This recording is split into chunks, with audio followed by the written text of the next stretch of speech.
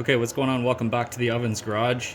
Today we're here in my basement working on my basement bathroom renovation, and today I'm going to be installing a backwater valve into the sewer pipe that leaves this house. You can see things are a little bit of a mess down here. This is a 1960 house, so I wasn't sure if it had a backwater valve going into this.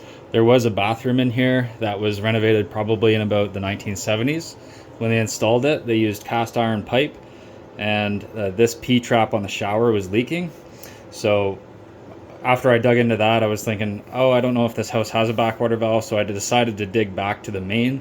There was a clean out access over here on the floor anyways that I needed to deal with. So I dug down to the main line, and it turns out there actually is a cast iron backwater valve here. So this is the hole that I dug. The shower was here, vanity was here, and then the toilet was just there. And it ran back. This is 3-inch from the toilet, 2-inch that was up to the shower and the sink, and then it ran teed from 3 to 4, and this is the main line that exits the house. And then this is a clean out that was just below the floor that had an access plate to get to the clean out. This is actually a cast iron backwater valve. I didn't think that this house would have a cast iron backwater valve for 1960, but it did. There was no access to it though, so kind of makes it pointless when you can't service the backwater valve. Most of the newer backwater valves that they make today have access ports, so you can see that it's functioning and service it if you need to. The sewer pipe is 4-inch, comes in this way, and then my bathroom plumbing tees into it here, backwater valve, and then it leaves 4-inch out here and has a clean out. What I'm going to do is replace all of this bathroom plumbing as well as a section of this cast iron pipe with ABS. And I'm going to put in an ABS backwater valve, and then I'll tee out this way, and then I'll use rubber shielded couplings on each end to transition between the cast iron and the ABS. And then also what I was planning is, because I don't want to have 2 holes in the floor, I'll make the backwater valve access riser. I'll have this clean out tee into the side of that riser just below the lid line, so that way I can access the clean out in the same hole that I access the backwater valve. So here's the 4-inch plumbing that I'm using. These are Fernco shielded clamps that you can use to transition from cast iron to ABS. They have a shielded portion in the center that helps with the shear stresses that are put onto a pipe in a situation that you're underground. This is the new backwater valve itself. You can see the valve inside of it, and off the top of it will be a riser pipe. This is about like 7 or 8 inches. It'll rise up to the slab level, and then it'll have a lid that you can pop off, reach down, open this up, and you can actually change the valve if you need to. And here's the 4-inch to 3-inch Y, and that'll come up. And again, like I said, I'll just replace all this with ABS. This isn't the hard part. The hard part is here with the backwater valve, cutting that cast iron pipe, putting in the new ABS. So I'm not a plumber, so take everything in this video that you see with a bit of a grain of salt. I'm just a DIY guy, and I like to save some money. I actually dug up this hole and had a plumber come in here and give me a quote, and he gave me a quote for about $2,500 just to replace all this piping with ABS, including that backwater valve. So I decided I was just going to do it myself, and the materials for all this cost me maybe about $700, if that, and I'm going to learn something new in the process. I just wanted to note one thing here though. This Y off of here kind of branched off of the main line, and then it comes across here, and there was a P-trap, and then that was actually just cut underneath the gravel. So I'm not sure what that is all about, but shoddy plumbing job by the last guy. We'll just remove that. I'm gonna have the Y fitting there, and then the backwater valve here, and then I'll just go straight and couple into the existing cast iron. I'm just gonna be using this diamond coated cutting blade for the reciprocating saw. Instead of the reciprocating saw, I'm planning on using my Milwaukee hacksaw. It's a bit more compact. I should be able to get in there and cut that no problem. So I've got everything pretty much ready. What I've done is I've actually taken just my M12 die grinder here with a wire brush. I've cleaned up the cast iron pipe in the areas that I'm planning on cutting it. So over here as well. You can see how that black pipe is just cleaned up a little bit more. Did that with the die grinder and the wire wheel. The other issue I ran into, just since I'm working so far beneath the slab, this is probably maybe about 3 feet beneath the slab in my basement, so we're pretty deep underground here. But I've got this water pump because I was hitting the water table. Here in Winnipeg, Manitoba, there's a lot of clay and the water table was pretty high. And the water table was actually, I would say, about halfway up that backwater valve, and just on top of this this plumbing branch here. So I had to use a pump. I pumped out the water just into the toilet flange there. We'll get it out. I might just pump it down real quick again before I start the cuts, so that way the water table is kind of out of my way. We'll do our work, tighten everything up, and then the water table might rise back up. I also wanted to mention that I'm doing this all under permit. The city of Winnipeg pulled a permit on this, so I'm going to have a inspector come out and look at all my work. Like I said, I'm not a plumber, but in the city of Winnipeg you can pull permits for plumbing and electrical as a homeowner and do all the work yourself if you want to. The inspector's going to look at everything, and if I did everything correct, then I'm good to go. Okay, so this was the hard part of the backwater valve installation. You can see we replaced this center section with ABS. We've got our Y for the bathroom plumbing, that'll come up this way.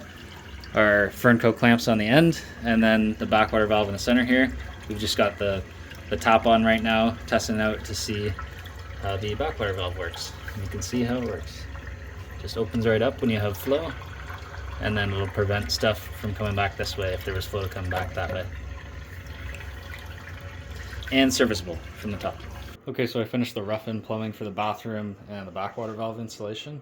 I'm not going to focus so much on the rough-in for the bathroom, that's pretty common, but the backwater valve piece here, I'll show you kind of what I did. So, finished product, here's the riser, the clean out. I'm not going to cut this until I know the final height of my finished floor, so after I get the tile on here and the heated bathroom floor and stuff. So this might be a little bit taller, and then once I get my final height, I'll chop this down flush with that, and then the lid will be kind of flush with that floor, and then we can paint the lid whatever color is closest to the tile or cover it with something. Here for the clean out, we had our Fernco clamp, and then I did a 22.5 and a straight, and then the clean out plug. And then on the inside, you can see I'm not blocking access to the backwater valve, and then I also have the clean out just down there. You can sort of see it. And then the lid will go on here. So once this is cut down, my lid will be about here. Be able to pop the lid off, have very easy access to the clean out, open that up, and get a snake down there if you need it. I forgot to mention too, I couldn't find a taller riser pipe. So what I ended up having to do was actually buy another backwater valve, and I glued it at the seam between the two pipes, and I used ABS cement, and then I went over it with some flex tape here just to keep it watertight in case the groundwater comes up here and then starts to leak in. But it's high up here anyways, so I don't think it'll be an issue with the groundwater, but just in case. This doesn't need to be super tight anyways. It's not draining anything, it's just an access sleeve. Okay, so the inspector just left and I did not pass. Thing I did not realize was the backwater valve cannot be on the main line here, because this main line from the city acts as the vent. So this type of backwater valve is normally closed, and it allows the gases to vent back up this way. So this type of backwater valve can't go there. It has to be a normally open backwater valve, which in this case, in this bathroom, on the bathroom floor, the type of backwater valve that's normally open has basically a giant rectangle. It's not gonna look very good on this floor or kind of be the way I wanted it to be. So that needs to disappear. I need to have my clean out accessible with no more than a 45 off of the main line. Still need to figure out what that's going to look like. And then this branch circuit needs to have a backwater valve as well. So that needs to have a backwater valve. You could put one here, and then my clean out needs to be accessible as well. So a little bit of a fail. Gonna have to rip this out and redo it. Okay, and so I've got the replumb done here.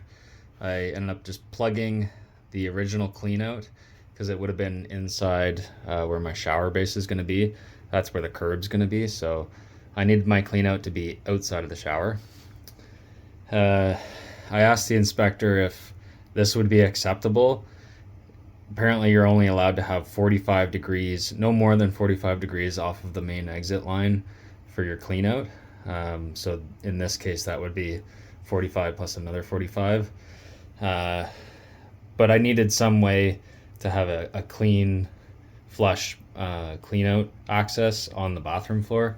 So I asked the inspector, and he was okay with this, to have the 45 and the Y with the access plate at the top. Instead of having the backwater valve on the main line that exits the house, I have a 3-inch backwater valve that's on the branch for the bathroom, so it protects the shower, sink, and toilet.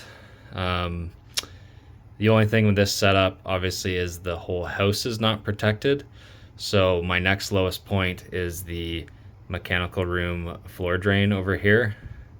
But this floor drain is actually connected to the sump pump. So if it does back up, it'll back up into the sump pit, and then the sump pump will pump it out of the house.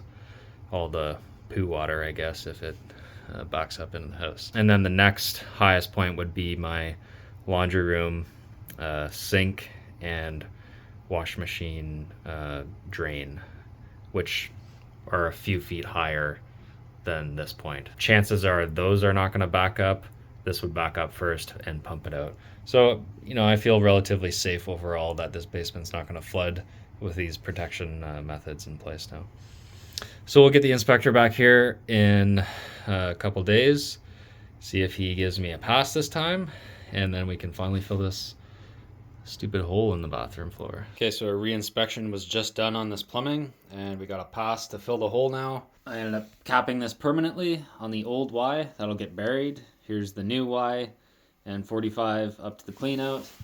This isn't glued down fully yet, but it's got a screw plate access cover on it. That'll get flush with the finished floor. And then there's our backwater valve protecting this branch, 3-inch. And it's a normally closed type of backwater valve. And here you can see the valve. It opens up like that and won't allow anything to go back that way. Okay, so here's the finished bathroom. We'll jump forward, but here's the backwater valve. We ended up just painting it similar color to the tile. And then the clean out is conveniently located under this bath mat. So the bath mat's always going to be there. And we also painted that similar color to the floor. You can see the access screws. But you'll rarely need access to that because that's on the main line unless it needs to be cleared. So the backwater valve, you can access it just by pulling the lid up. Just take the lid off, and then you can see the sleeve that goes down to the access hole for the backwater valve. Pop that out. You can see in here, there's the backwater valve itself, preventing sewage from flowing backwards that way up towards the toilet, sink, and shower. So when I turn on the faucet, you'll be able to see water rushing through here in a second. There it comes. Flush the toilet and get a big rush of water. And there you go. That's how the backwater valve functions. And you can see how easy it is to access and service if you ever needed to replace that valve. If you're looking to install a backwater valve into your basement bathroom, hopefully this video gives you some ideas, and thanks for watching. Cheers.